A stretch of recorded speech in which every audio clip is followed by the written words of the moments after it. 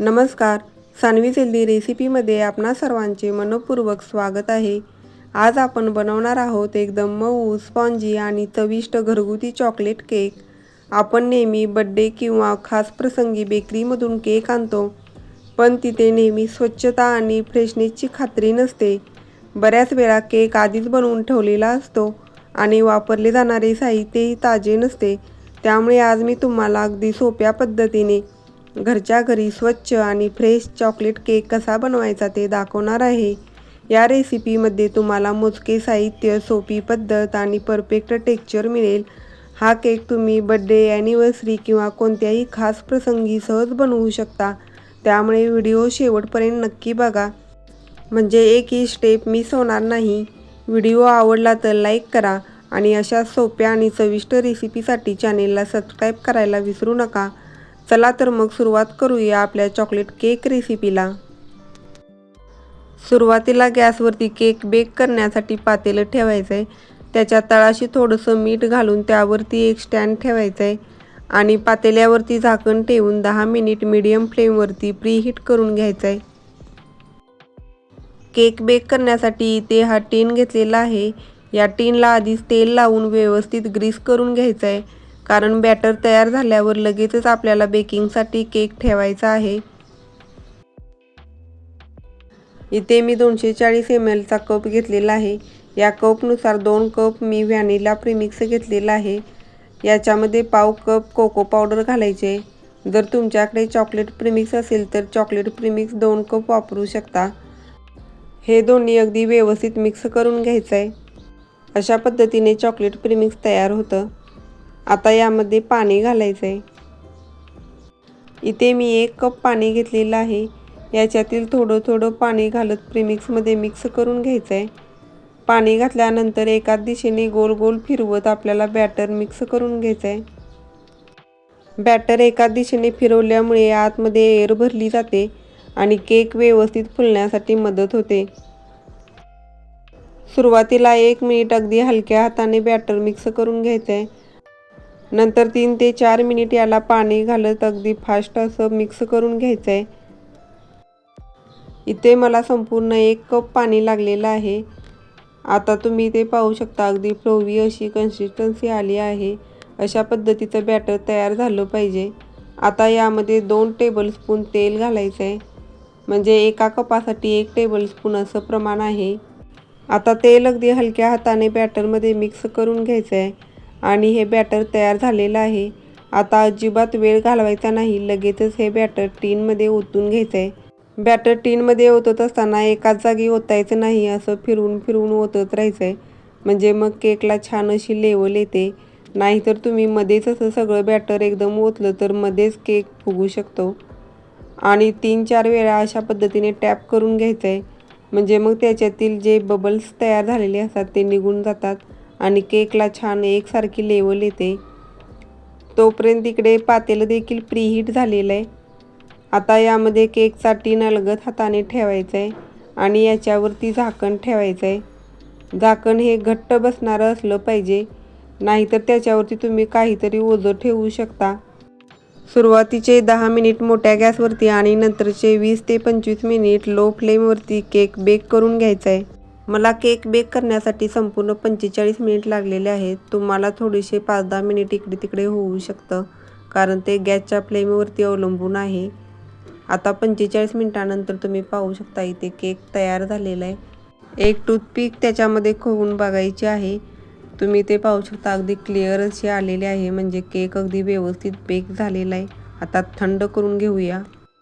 इथे केक पूर्णपणे थंड झालेला आहे.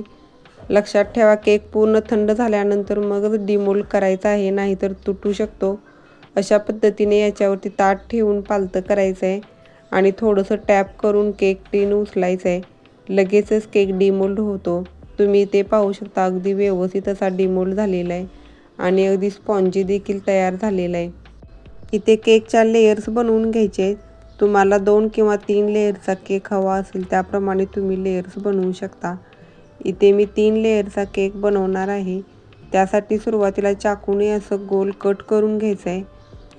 कट केलेल्या भागामध्ये दोरा सर्व बाजूने घालून घ्यायचा आहे आणि शेवटी असं क्रॉस करून एक धागा हळूवारपणे उडून घ्यायचा आहे, म्हणजे मग एका लेवलमध्ये लेयर कट होते. अशाच पद्धतीने दुसरी लेयर देखील कट करून घ्यायचे. लेयर्स कट करण्याची ही अगदी सोपी पद्धत आहे. यामुळे अगदी एका लेवलमध्ये लेयर्स कट होतात. किंवा तुम्ही चाकूने देखील लेयर्स कट करू शकता. इथे मी ट्रोपोलाइट कंपनीची व्हिप टॉपिंग क्रीम वापरलेली आहे. इथे मी 2.25 कप व्हिपिंग क्रीम घेतलेली आहे. व्हिपिंग क्रीम घेत असताना ती अगदी थंड असली पाहिजे. तसेच खाली ताटामध्ये बर्फ किंवा अगदी थंड पाणी असं देखील घेऊ शकता, म्हणजे मग अगदी व्यवस्थित क्रीम व्हिप होते. आता इलेक्ट्रिक बीटर वापरून क्रीम व्हिप करायची आहे. सुरुवातीला 1 मिनिट बीटर चालू न करता असंच फिरवायचं आहे. आता बीटर सुरू करायचं आहे आणि गोल गोल फिरवत याला बीट करून घ्यायचं आहे. गोल फिरवून बीट केल्यामुळे सगळीकडची क्रीम ही व्यवस्थित व्हिप केली जाते. सुरुवातीला कमी स्पीडवरतीच क्रीम व्हिप करून घ्यायचे आणि 4 ते 5 मिनिटांनंतर मग स्पीड वाढवायचं आहे. तेव्हा स्पीड तुम्ही अगदी फुल केलं तरी चालेल. क्रीम व्हिप करण्यासाठी 300 वॅटचं बीटर वापरायचं आहे, म्हणजे मग अगदी व्यवस्थित क्रीम व्हिप होते. आता तुम्हाला समजलंच असेल की सुरुवातीला जेवढी क्रीम घेतली होती त्याच्या दुप्पट क्रीम झालेली आहे आणि थोडीशी घट्ट देखील झालेली. तुम्ही थोडासा बीटर वरती उचलून पाहायचं आहे. इथे क्रीमचं टोक आहे ते खाली पडत आहे, म्हणजे अजून ही क्रीम ही थोडीशी पातळ आहे. अजून थोडा वेळ याला बीट करावं लागणार आहे. आता अजून आपण 2 मिनिट याला बीट करून घेतलेला आहे. आता तुम्ही पाहू शकता क्रीमचं टोक अगदी आहे असं राहिलेलं आहे, ते अजिबात खाली पडत नाही, म्हणजे क्रीम व्यवस्थित बीट झालेली. तसेच भांडं पालतं केल्यानंतर क्रीम अजिबात खाली पडत नाही. आता केकला आयसिंग करत असताना केक हालू नये म्हणून खाली सुरुवातीला थोडीशी व्हिप क्रीम लावून घ्यायचे आणि त्याच्यावरती केकची एक लेयर ठेवायची. आता यावरती चॉकलेट सिरप घालून घ्यायचं आहे. मी इथे चॉकलेट केक बनवत आहे, त्यामुळे चॉकलेट सिरपचा वापर करत आहे. पण तुम्ही ज्या फ्लेवरचा केक बनवत असाल त्या फ्लेवरचं सिरप वापरायचं आहे, किंवा साखरेचं पाणी देखील इथे तुम्ही वापरू शकता. आता पायपिंग बॅगमध्ये व्हिपिंग क्रीम भरून घ्यायची आहे. या पायपिंग बॅगचं टोक मी कट केलेलं आहे आणि खाली नोझल देखील घातलेलं आहे. त्याच्यामध्ये आपल्याला व्हिपिंग क्रीम भरून घ्यायची आणि केकच्या लेयरवरती व्हिपिंग क्रीम अशा पद्धतीने पसरवून घ्यायचे. अशा पद्धतीने पायपिंग बॅगने क्रीम पसरवल्यास अगदी एका लेवलमध्ये पसरते. आता याच्यावरती चोको चिप्स घालून घ्यायचे. पुन्हा त्याच्यावरती दुसरी लेयर ठेवायचे आणि या लेयरवरती पुन्हा चॉकलेट सिरप घालून घ्यायचं आहे आणि पायपिंग बॅगने व्हिपिंग क्रीम देखील पसरवून घ्यायचे आणि चोको चिप्स देखील घालायचे. आता यावर तिसरी लेयर देखील अगदी व्यवस्थित प्रेस करून ठेवायचे. आता वरच्या लेयरला चॉकलेट सिरप लावायचा नाही, फक्त व्हिपिंग क्रीम अगदी व्यवस्थित कोट करून घ्यायचे. पायपिंग बॅगने व्हिपिंग क्रीम लावल्यामुळे अगदी एकसारखी लेवल होण्यास मदत होते.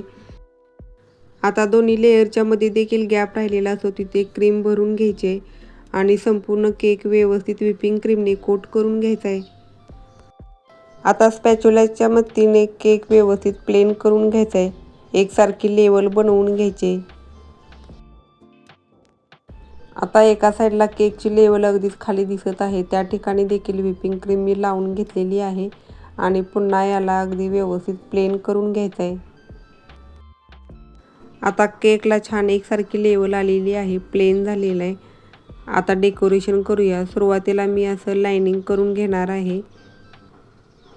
आता वरच्या बाजूला चॉकलेट सिरप घालायचं आहे, म्हणजे मग असं हे खाली ओघळून आल्यानंतर छान दिसतं.